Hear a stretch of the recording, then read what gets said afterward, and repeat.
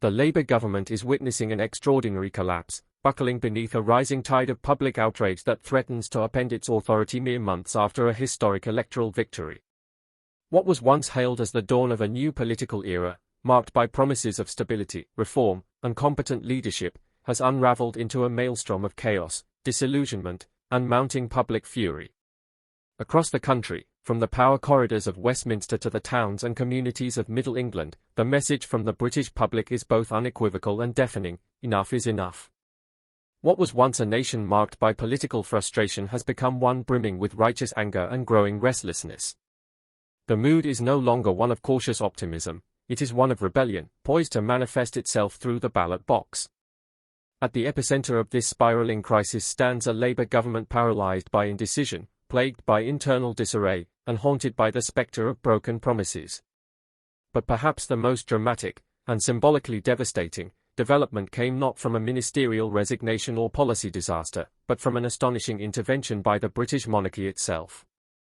In an unprecedented episode that has stunned political commentators and the public alike, it is widely reported that His Majesty King Charles III felt compelled to step forward in response to the nation's deepening malaise. What followed was nothing short of a constitutional earthquake.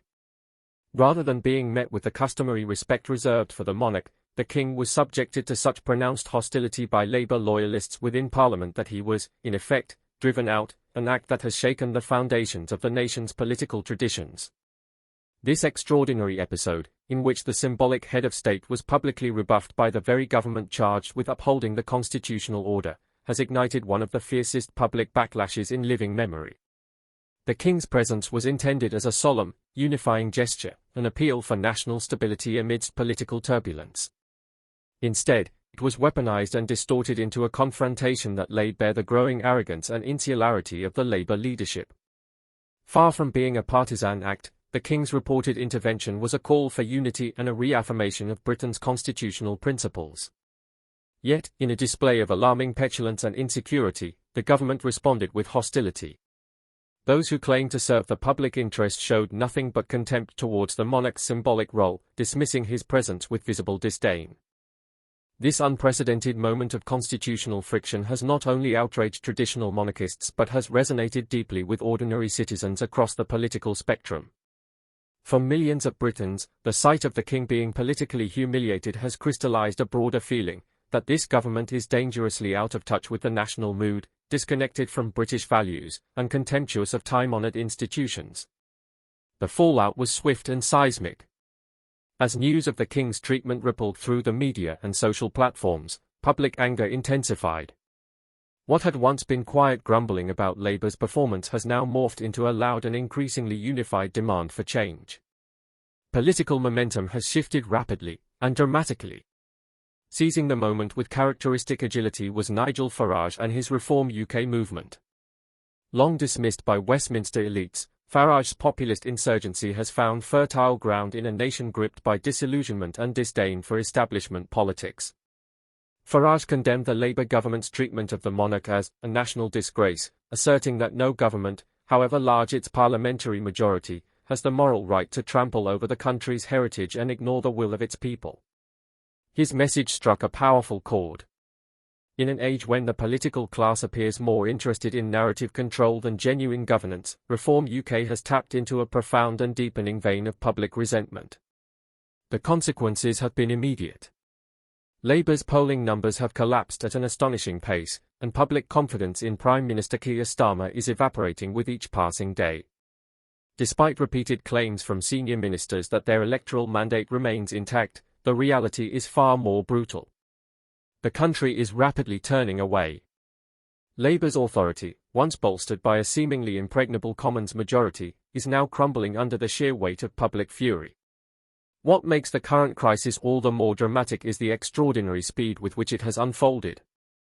Just a year ago, after 14 years in opposition, Labour surged back into government with 411 MPs, a parliamentary landslide by any measure.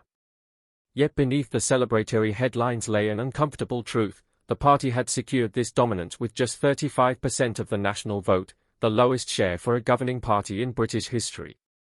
That fact, once dismissed as irrelevant by party strategists, has now become a central theme in an escalating crisis of democratic legitimacy. It is a stark reminder that electoral arithmetic cannot mask political ineptitude. When a government elected by a minority of voters fails to deliver competent governance, public patience quickly runs out. And that is precisely what we are witnessing. Increasingly, the British public no longer views Labour as the solution to the country's problems, many now see it as the root cause. Internally, Labour is in disarray. Panic is beginning to take hold among backbenchers, and murmurs of rebellion are growing louder. A number of MPs are reportedly circulating private letters of no confidence in the Prime Minister, while efforts are already underway to persuade Keir Starmer to resign in a last-ditch attempt to prevent a catastrophic electoral collapse. Perhaps most damning of all is the sentiment within Labour's own base. Recent polls reveal that a staggering 31% of those who voted Labour in 2024 now believe the government is unfit to govern. That figure is not merely a warning sign, it is an existential threat. When a government begins to hemorrhage support from its own core constituency, the writing is on the wall. And yet, in the face of this mounting backlash, the government appears incapable, or unwilling, to respond. Ministers continue to issue tone-deaf reassurances, insisting that they are listening, even as the country grows more incensed by the day.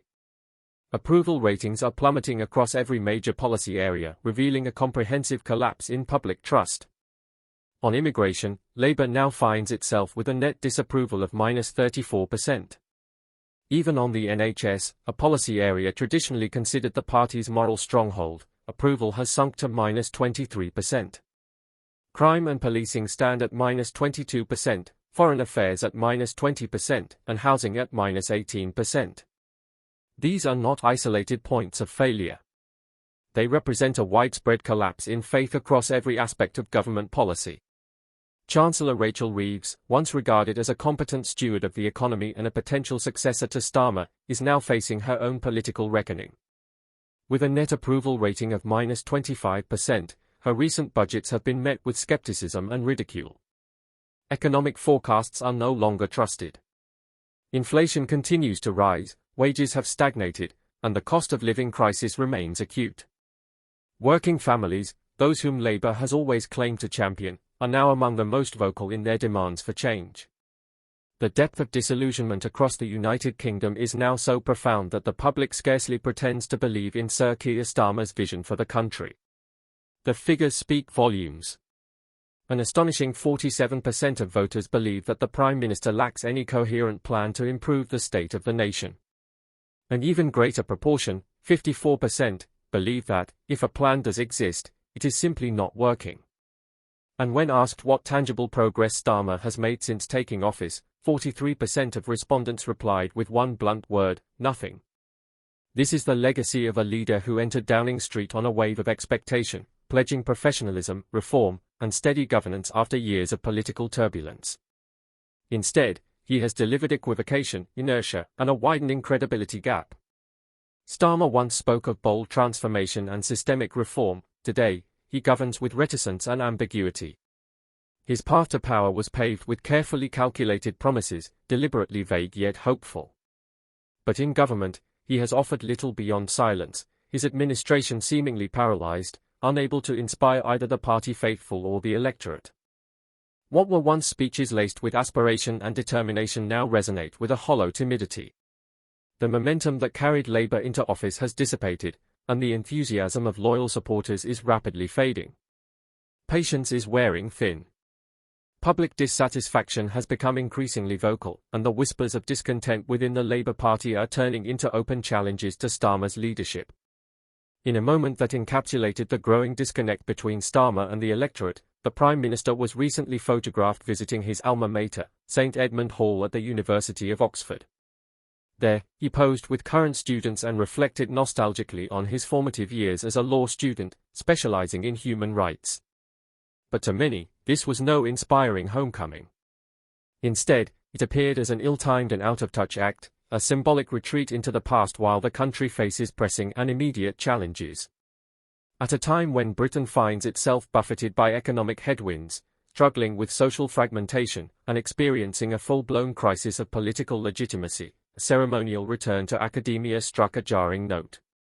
The public does not require a scholar-in-chief, it yearns for a prime minister who can confront the economic storm, restore law and order, address institutional decay, and rebuild the broken trust between government and governed.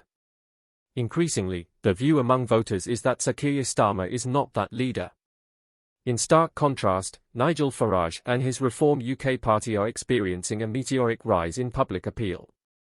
Once dismissed by the mainstream political class as a perpetual outsider or a single-issue agitator, Farage now finds himself in possession of significant political momentum and, remarkably, mainstream credibility.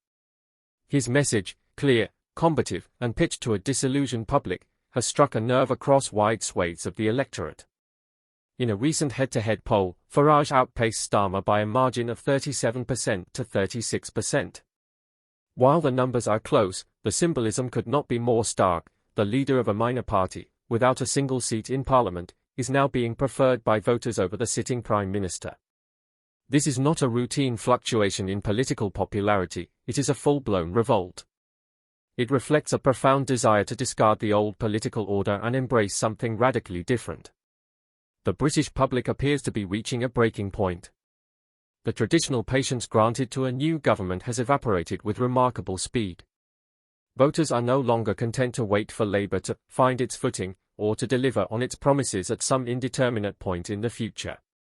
Instead, there is a palpable urgency, a hunger for change that is no longer being satisfied by the established political order. Farage's ascent signals more than a momentary protest vote. It is indicative of a deeper shift, a movement driven not by the fringe, but by a growing segment of the mainstream electorate, frustrated, disenchanted, and determined to rewrite the political narrative. Reform UK is no longer a peripheral annoyance to the major parties, it is emerging as a potential vehicle for national renewal in the eyes of those who feel betrayed by Labour's faltering leadership.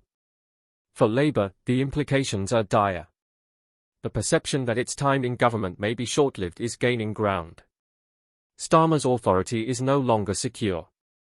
The mood within the country is volatile, and the Labour leadership appears unable to respond with either urgency or vision. Internal fractures are widening, and senior figures are increasingly anxious about the prospect of electoral disaster should current trends continue. Britain stands at a crossroads. Exhausted by years of instability and scandal, voters were willing to give Labour a chance. But that goodwill has dissipated, and the political centre of gravity is shifting. As Reform UK continues to grow and the government's credibility diminishes, all eyes are turning to what, and who, will come next.